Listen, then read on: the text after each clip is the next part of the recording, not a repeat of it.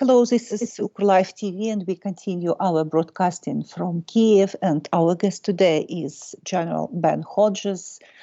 General, good morning, and thank you very much to be with us today. Thank you for the privilege. Thank you. General, you know, it is always interesting to read you on your Twitter, and recently you reposted interesting article that have interesting explanation and interesting view for Ukrainian counteroffensive. Let me quote it, please.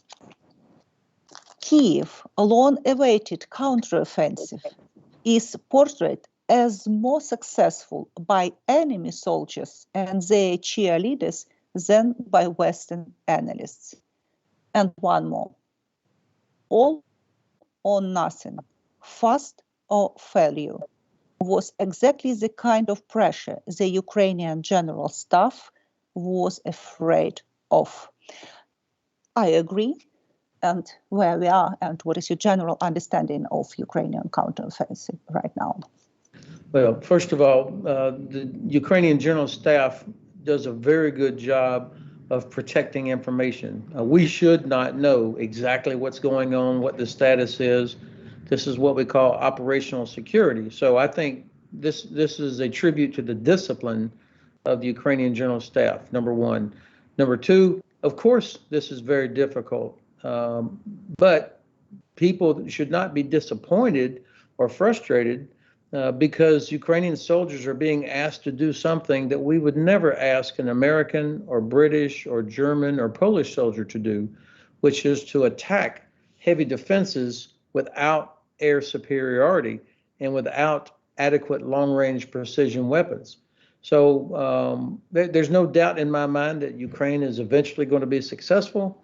It's just taking longer than it should because we, the United States and other allies, have failed to provide the long-range precision weapons that would more rapidly degrade Russian artillery, Russian ammunition stockpiles, and Russian headquarters.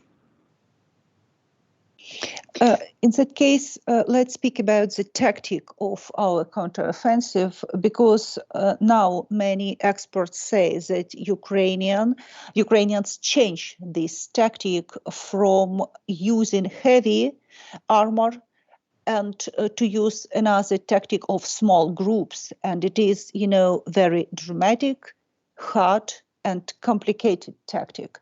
And what do you think when we can change this situation? Only with the help of the weapons you say about, or maybe something else could help us? Well, first of all, again, I think the Ukrainian soldiers have demonstrated for the past 18 months that they are the best in the world at adaptation, at coming up with innovative solutions, even if they don't have all the most modern equipment. And so what they're doing right now is exactly what I would expect from a good army, is that they are adapting their tactics to the situation on the ground. It seems at this point that if they can degrade Russian artillery, Russian logistics, and Russian transportation, then this is how you reduce the pressure on those soldiers who are still trying to work their way through the minefields, which is dangerous even if there's no Russian artillery. It's obviously much more difficult when the Russian artillery is able to shoot at them. So I think this is the proper adaptation. You know, everybody should keep in mind when the United States and our allies fought in Desert Storm, we had 6 weeks continuous air attacks on Iraqi defenses before the land assault began. And that was in a desert environment, much easier terrain. And then if you go to 1944, during the famous Normandy invasion, the Allies had 2 years to prepare for this invasion. They landed on the beach, captured the beach, but then for 2 months, the Allies were stuck in the beachhead area because the German Wehrmacht had created such strong defenses using the hedgerows that we could not break out. And so it took 2 months of losing leaders and sergeants, young officers, and building up air superiority until we finally were able to get through the hedgerow and break out. So thank goodness all the geniuses who are criticizing Ukraine now, they were not there to criticize Eisenhower that he was not going fast enough at Normandy. General, a couple of days ago on your Twitter, you wrote, let me quote her, I have a great faith in the Ukrainian general staff and their soldiers. Isolating Crimea and making it unable for Russian forces is how they win. Crimea is the key. Kremlin won't care about Donbass once Crimea is done. We understand our program of maximum, and let's speak about minimum program. What do you think? Does we have possibility to reach the Azov Sea this year? What is your expectation? What is your understanding? Of course, it's going to be difficult because the Russians also have a map. I mean, they understand the importance of trying to stop the Ukrainians from getting to Azov Sea, to sever this so-called land bridge. But I think the general staff understands their challenge. They understand that making Crimea untenable, too dangerous for the Black Sea Fleet to stay there. That will be the key. And obviously to do that, they need long-range precision weapons, weapons that could range all the way to Sevastopol. I mean, imagine the commander of the Black Sea Fleet, he could not stay there in Sevastopol if every day there was a precision weapon hitting port facilities, maintenance facilities, fuel storage. The ships would have to leave. They couldn't stay. Same thing for the air base at Saki. If every day there was a Storm Shadow or Scalp or a TACMS or Taurus every day hitting there, they couldn't operate from there. And then the same thing in Jankoy. So the combination of land pressure to isolate Crimea, long-range weapons to make it untenable, and then, of course, nobody in the world is doing a better job than Ukraine at using drones to create problems both for the Black Sea Fleet, but also, of course, for other areas in Russia as well. All of these things combine pressure. You know, I looked at the video this morning of the Russian helicopter that was shot down, the Ka-52, I think. And as I watched the video, what I was struck with was how high the helicopter was in the sky. That's a death sentence for any helicopter that flies in combat at that altitude. They're always going to be shot down. And so to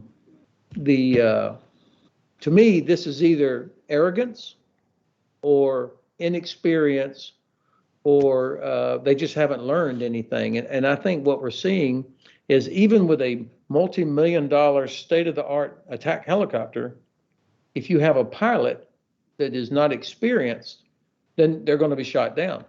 And so here we are after 18 months, Russia is flying helicopters that are effective, but with pilots that are flying at that altitude. I think this to me is an indicator that they are really weak on the other side. There's so much conversation about Ukraine can't do this, Ukraine can't do this. On the other side, you've got they have lost so many pilots, they've lost so many tanks, they've lost so much artillery. They continue to lose generals. Their logistics system is fragile. So I think now is the time to really apply pressure on Russia not to stop or hesitate. Let me back a little bit for a fleet, Russian fleet in Sevastopol. What do you think? How successful is the role of these marine drones?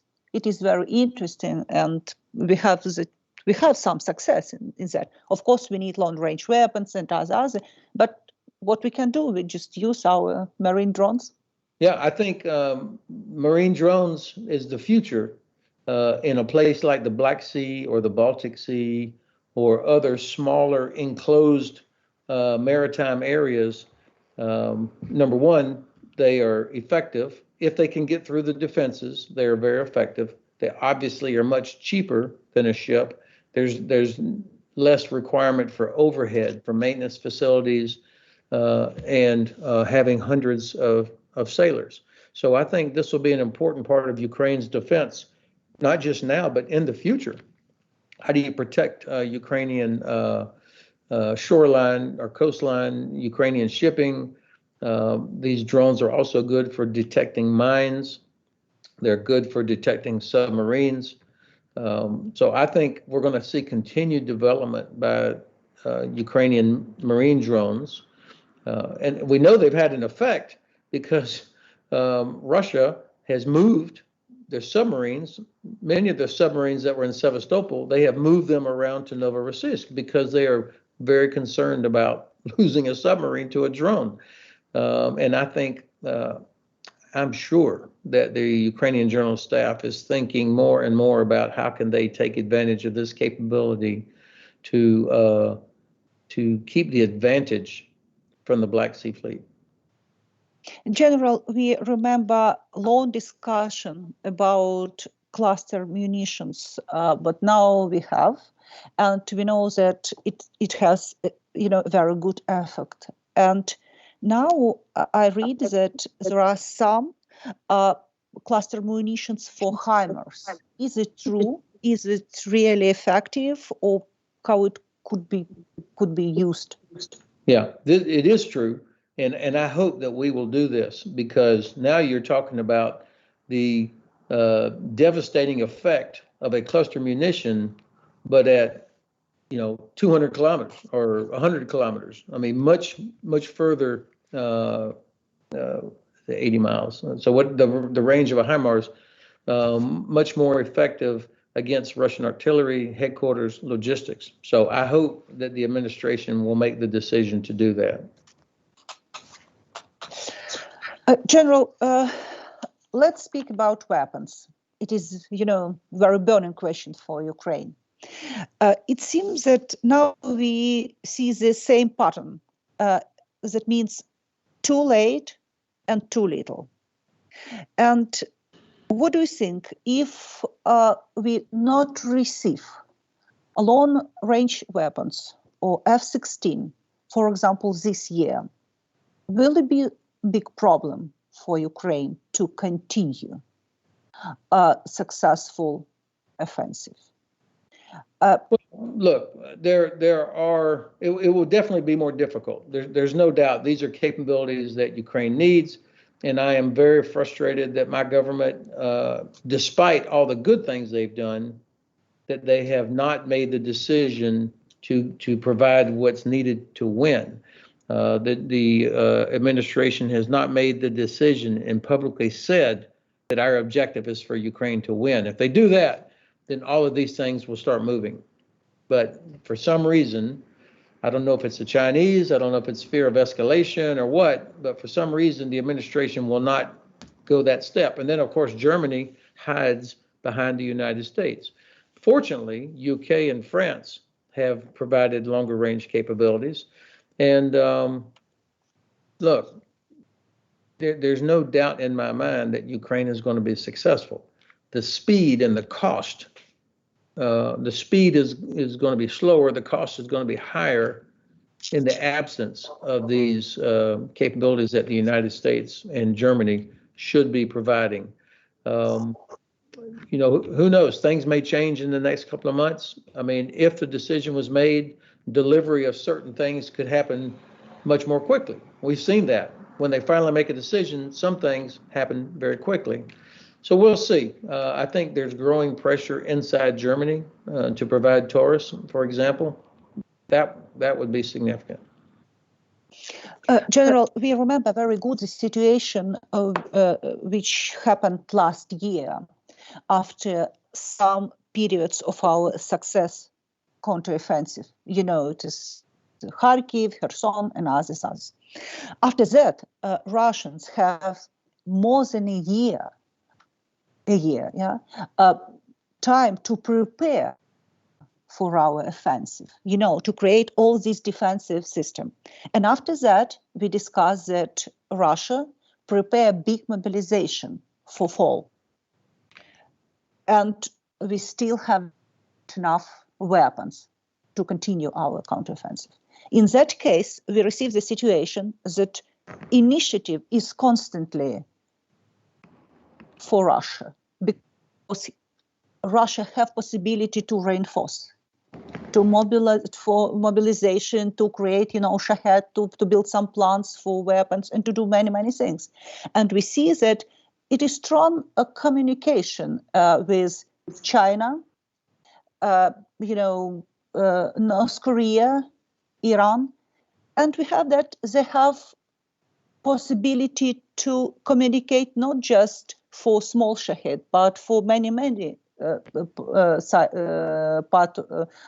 types of weapons. Yeah, that is why what we see is that our Western partners are still think and try to rethink this situation. And what we see is that Russia, Chinese, Iran, and North Korea is ready to improve their military possibilities. What is your understanding of this situation? How it is dangerous for this war right now? I think that we are at a tipping point, that Russia is very fragile. Their economy is in big trouble. Their defense industry. I mean, think about this. Russia has to import weapons from North Korea and from Iran. I mean, that tells you the terrible state of things for the Russian defense industry. I watched a report this morning of Russian police are going around drafting immigrant workers that came from Syria and other places that are working around us. They're being drugged into the army. So I think they have serious problems. They have serious leadership problems. And so now is the time for not only continued military pressure, but also the U.S. and our allies need to tighten the pressure, increase the pressure on Russia through closing all the loopholes on sanctions. There still are too many countries that are not completely living up to what they said they would do when it comes to sanctions, to include even some American companies. So but this goes back to my complaint earlier that the administration is not committed to Ukraine winning. That's the problem. If they were committed to Ukraine winning, and if they said that, then you would see much stronger leadership, I think, on sanctions, diplomatic pressure, as well as providing the military capability that's needed. General, you and many other famous military experts and militarists say that this counteroffensive is very important for future of the war. Let's speak not just about this counteroffensive. Let's speak about perspective of war in general. About strategy, about logistic, about moral situation in different armies. What is your expectation generally? Now we understand how our counteroffensive looks like. And in that case, what is your general understanding of war? Okay, so we know from history that war is a test of will, and it's a test of logistics. Clearly, Ukrainian soldiers and Ukrainian people have superior will. Does the Western political leadership have superior will to the Kremlin? That's going to be a test. Logistically, Ukrainian logistical situation gets better every day, whereas the Russian logistical system is under enormous pressure. So I think we have to think in terms of the counteroffensive is not like a 1 month or 2 month or 3 month thing. Instead, think about Ukraine has the initiative. After since 2014, so 9 years, after 9 years, with all the advantages, Russia still only controls a sliver of Ukraine. The problem is that they control Crimea, but that's all they've been able to do. After 18 months, Russia has not destroyed a single convoy or train bringing equipment from Poland into Ukraine. How can that be? With one of the largest air forces in the world and the Black Sea Fleet, and they can't destroy a single convoy or train coming in from Poland to Ukraine? I mean, there's no mystery where the railroads are, no mystery where the highways are. They don't have the ability to hit a moving target because they failed to achieve air superiority thanks to Ukrainian air defense. So I see a long, tough fight still to go, but I see so many problems on the Russian side that people should not lose hope that, oh, the offensive is not going as fast as we want. Think about what's happening on the other side. They are in trouble. And so now is the time to get serious. Do not give in to pressure to give up Crimea for some peace negotiation, because Ukraine will never be safe as long as Russia occupies Crimea. Ukraine will never be able to rebuild its economy as long as Russia controls Crimea. And General, last question. I know that in some Baltic countries, they worried about some escalation on the borders. And it is information of last days. Yesterday, today, and I think tomorrow. Do you think that Russia could use, all their possibilities to escalate some situation on the borders with NATO country? And is it really possible? And what could be the aim of this, action? Yeah, I expect that they will try to do things to distract, to number one, distract the Ukrainian general staff, to make Kyiv worry about something happening on the border with Belarus, for example. For sure, they want to create pressure on the cohesion of European countries inside the European Union by pushing migrants or threatening the border of Poland, Lithuania, and Latvia, as they did before, to generate pressure on the EU's cohesion. Because you will remember when Belarus brought in these migrants from the Middle East and literally pushed them against the border, some countries were criticizing Poland for how they were dealing with this. So that was friction inside the EU. That's exactly what they were trying to do from Belarus and from the Kremlin. So I expect we'll see some of that.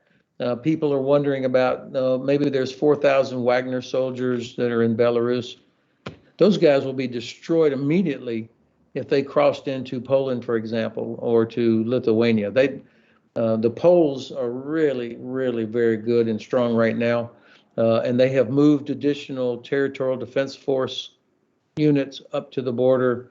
So, yes, the Kremlin will attempt, I think, to create distraction, but they've already demonstrated that they're not going to seriously threaten the border with the Baltic countries or Finland. They've taken almost their troops away because almost everybody is in Ukraine. So there's this nonsense, this total fake news fairy tale that this whole war started because NATO was threatening Russia. Russia has taken all their troops away from any border with NATO. So I think even a brand new lieutenant can see that was a false narrative. And the last question, sorry, yeah. General, what do you think? Is it possible that Russia could be ready for next big offensive in next 6 months, for example? You mean for them to launch their own offensive? Yes. Well, I'm sure that they are trying to develop that capability, and so it's not something that I would dismiss. And I'm sure that U.S. and British intelligence are working with Ukrainian intelligence. I certainly hope so, to identify if that's happening. But that, I mean, that would be normal. That, you would always, if you were under pressure and you were in the defense, you would look for an opportunity to counterattack somewhere else to relieve the pressure. But the Germans tried that in December 1944 with their famous Battle of the Bulge, the Ardennes counteroffensive, and that brought about their destruction even more quickly. So I think that I would expect that Russia will try that at some point. In the meanwhile, let's focus on Ukraine not only continuing to grow its own capability with more territorial defense forces and its own defense industry, but let's get Crimea. Let's make Crimea impossible as a harbor for the Black Sea Fleet or the Russian Air Force. General, thank you very much. Thank you to be with us. Thank you very much, and see you later. It was my privilege. Thank you for the opportunity, and best wishes to you and your family for safety. Thank you very much. Thank you. See you. Bye-bye.